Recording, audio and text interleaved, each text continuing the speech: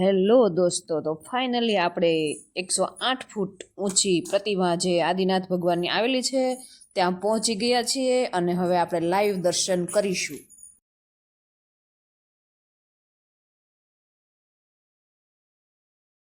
એનો ઇતિહાસ 108 ફૂટ ઊંચી પ્રતિમા છે અને એનો ઇતિહાસ 800 વર્ષ પહેલાંનો છે.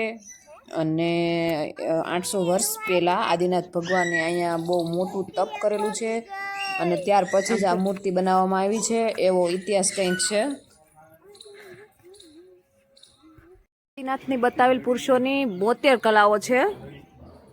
તો આપણે હવે જોઈશું 72 કલા વિશે માહિતી મેળવીશું, દર્શન કરીશું. 72 કલા જે શિલ્પ કરેલી છે, જે કોતરણી કરેલી છે તે.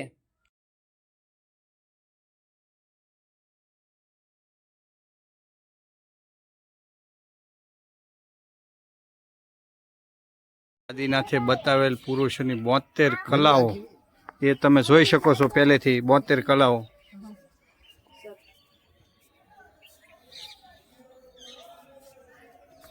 શિલ્પ કલા છે, નિર્માણ કલા છે, ઘણી કલાઓ છે. લોહ ચમચી બનાने की कला છે, વૈજ્ઞાનિક કલા છે, ગણિત કલા છે, કઈ છે, દંડ દેने की कला, वेद शास्त्र कला, भवन निर्माण कला, कच्छ पे लड़ने की कला, भोल भाव करने की कला.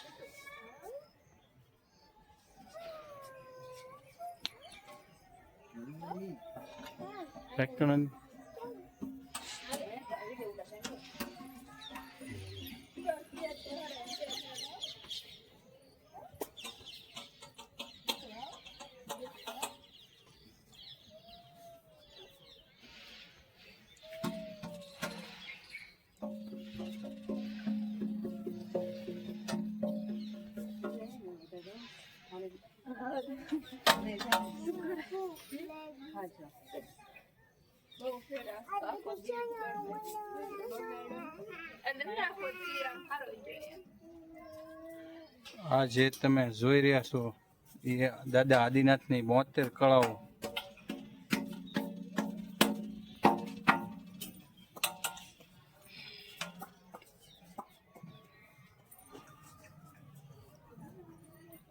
ઓલો કૂતરો ઓળખે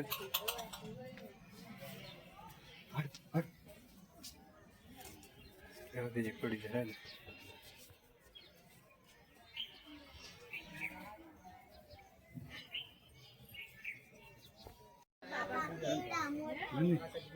દાદા આદિનાથનો સો પુત્રો એવું લખેલું છે ને, ઝૂમ કરી લેતો.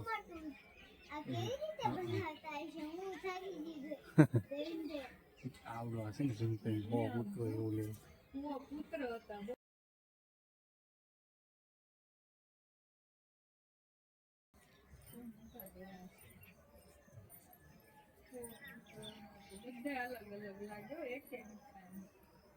આના બધા નિર્માણ જેવા છે.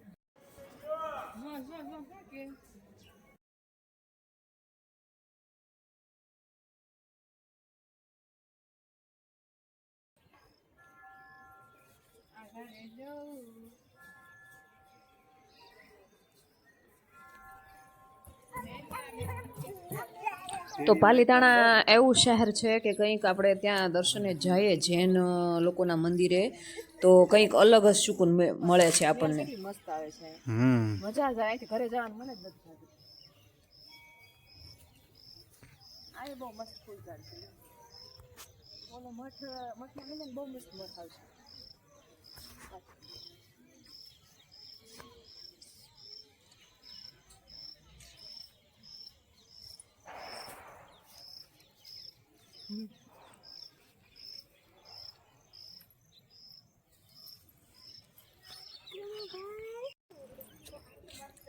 તો કેમ મજા આવી ને રવિના? હા બહુ મજા આવી છે અમને. તો હવે ઘરે જાશું ને? ના હજી ઘરે નથી જવાનું. તો અહીંયા રાત રોકાઈ જાય. ગાઈસ અમે ખૂબ જ મજા કરી છે, તો વિડીયોમાં જોજો. અને હવે ઘરે જવાનો ટાઈમ આવ્યો છે, પણ ઘરે જવું ગમતું ઘરે નથી. જવું નથી હજી. અંધારું થાય ત્યારે જવાનું છે ઘરે. એમ થાય ને કે હવે ફૂલ થાકી ગયા ત્યારે ઘરે તો જવાનું. 2-3 દિવસ થાકશું ને અહીંયા તો આપણે. તો 2-3 દિવસ રોકાવું.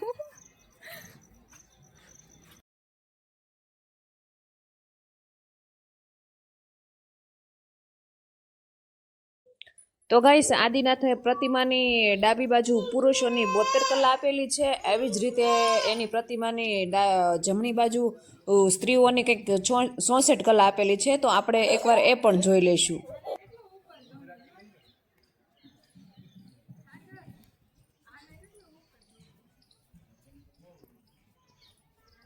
તો આના ઉપરથી આપણને એવું જાણવા મળ્યું કે પુરુષોમાં 72 કલાઓ છે અને સ્ત્રીઓમાં 64 કલાઓ છે.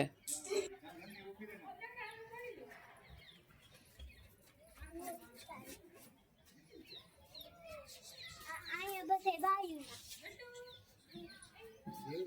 હું બધું જોઈને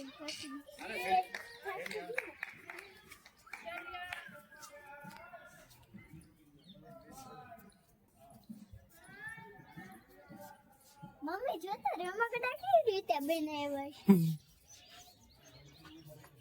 મમ્મી આ મોઢા નાકને કેવી રીતે બનાવતા હોય.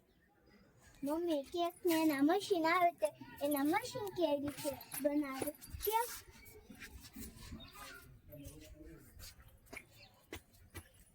આ બટા બધું હાથથી બનાવેલું છે, મતલબ આ શિલ્પી કહેવાય. આ જે ઘડે ને એને શિલ્પી કહેવાય. એ શિલ્પીથી બનાવેલું છે બધું.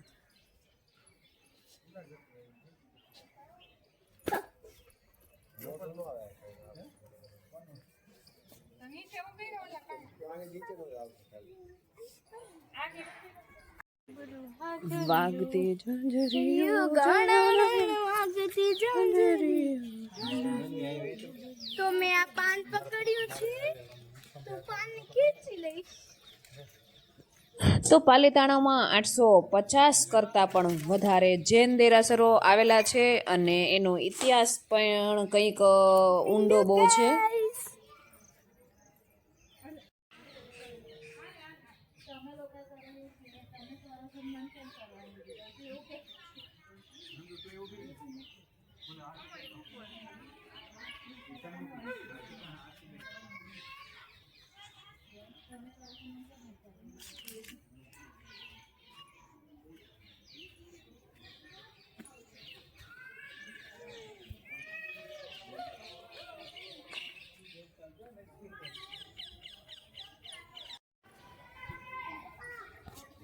ઘંટનાદ જોવો તમે.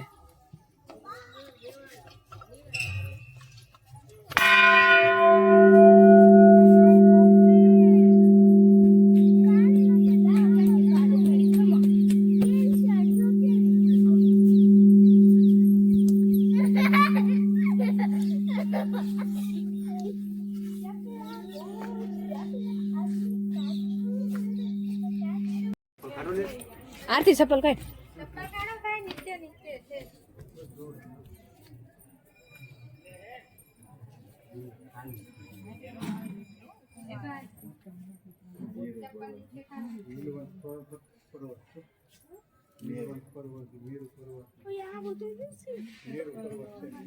તો હવે આપણે મેરુ પર્વતના દર્શન કરીશું.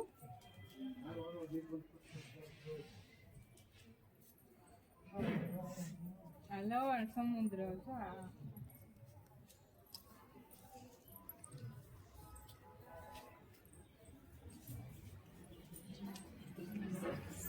મેરુ પર્વત હે.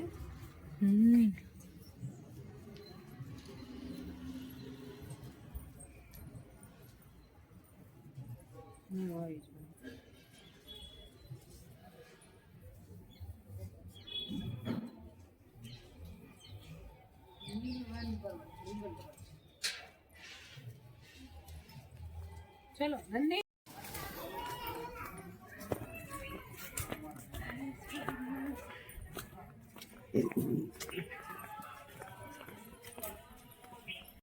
અમે થાકી ગયા છીએ થોડા અને હવે થોડીક ભૂખ પણ લાગી છે તો પેટ પૂજા કરી લઈએ અને હવે જમવા માટે ભોજનશાળામાં જઈએ છીએ. જોઈએ હવે જમવાનું ત્યાં શું છે એમ, પછી જમી લઈશું.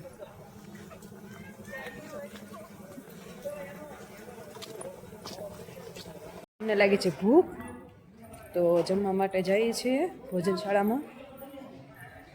તો ગાઈસ ભોજનશાળામાં પહોંચી ગયા છીએ.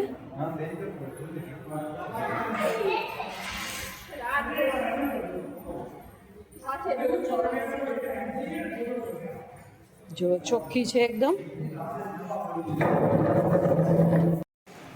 તો ગાઈસ જમવા માટે બેસી ગયા છીએ અને હવે જમવાનું આવે એટલે જમી લઈશું અમે.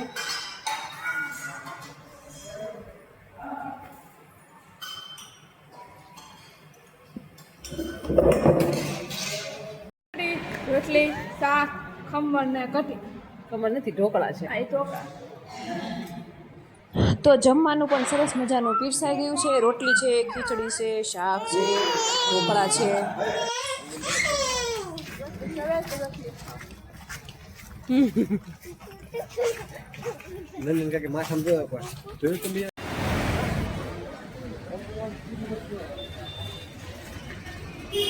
તો સાંજના વાગી ગયા છે 8 અને હવે અમે જઈશું ઘર તરફ, કારણ કે ઘરે પહોંચતા પણ 3 કલાકનો રસ્તો છે. તો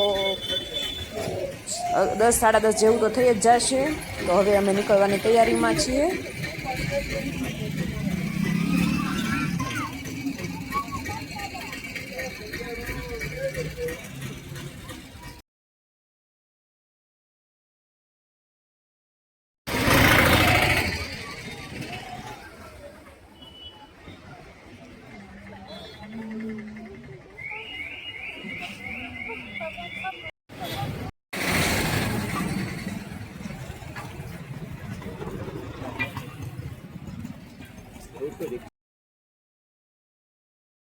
તો ફાઇનલી અમે ઘરે જવા માટે નીકળી ગયા છીએ અને 2 થી 2.5 કલાકમાં મતલબમાં પહોંચી જશું. અને વિડીયો ગમ્યો હોય તો લાઈક, શેર અને સબસ્ક્રાઈબ કરવાનું ભૂલતા નહીં.